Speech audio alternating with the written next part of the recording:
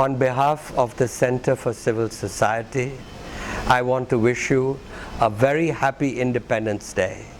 It happens to be also the birthday of CCS, which was born in August 1997.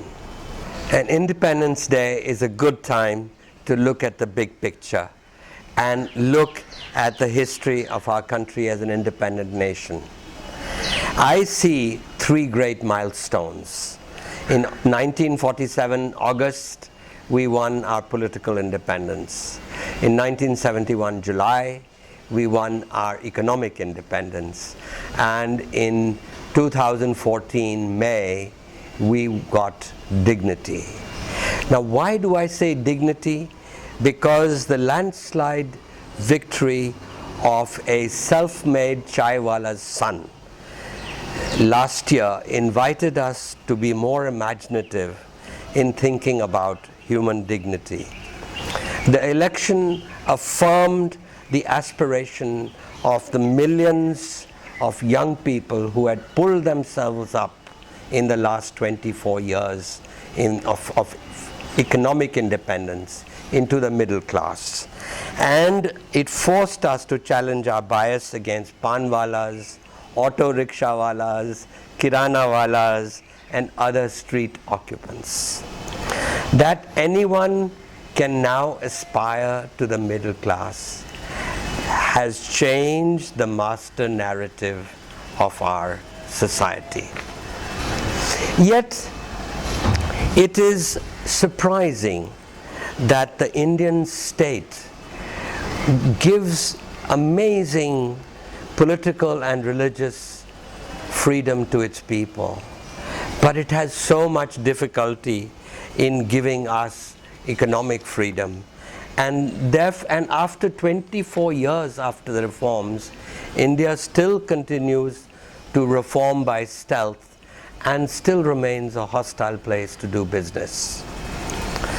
To make India a better place to do business, Mr. Modi needs to sell the market the way Margaret Thatcher did in Britain and Deng Xiaoping did in China.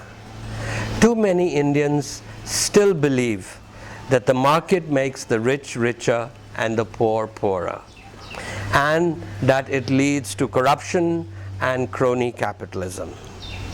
Despite the market having generated broad spread prosperity over the past 2 decades, people distrust it, and the nation continues to reform by stealth.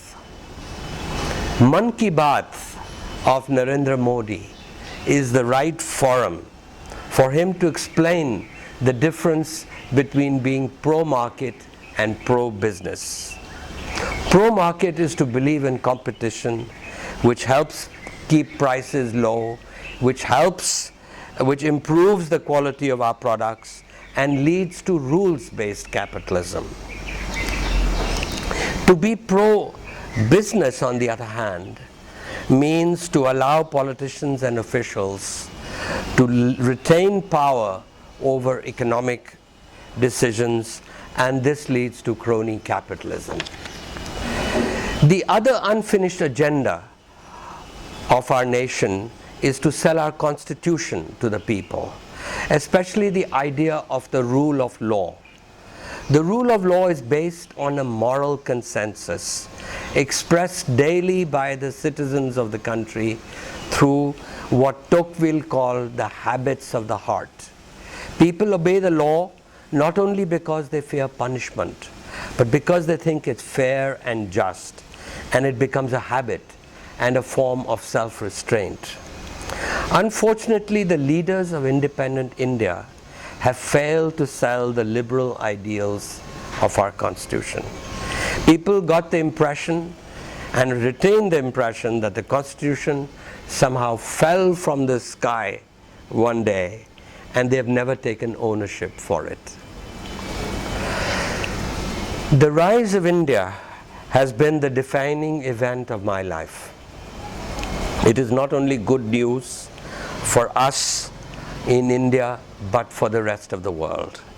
At a time when the West is agonizing over the capitalist system, a large nation is rising in the East based on political, economic, and religious liberty, proving once again to the world that open societies, free trade, and multiplying connections to the global economy are pathways to lasting prosperity and national success. Thank you.